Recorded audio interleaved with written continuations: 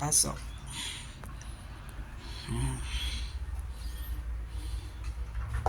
Kwarto.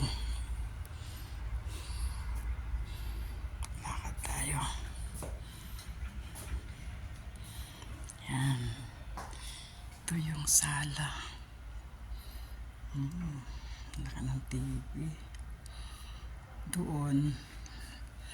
Ito ang laundry area. Yan. Hindi ko na binuksan ng ilaw. Kwarto ko. Yan. Ito pa. Sala set nila.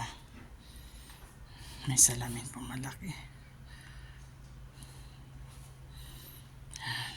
Lakad tayo ngayon dito. Patungo tayo sa yung CR, tapos dalawang kwarto magkabilaan. Tapos ito, rep nila dito sa kitchen. Yan, ang kitchen nila. Yan. Meron pa silang bar. Tsaka kami kumakain. Yan, lakad tayo dito. Yan. Dito naman ang talagang kainan, dining nila. Kaya lang hindi namin ginagamit. Ang ganda, mailaw pa sa taas. Sliding door din.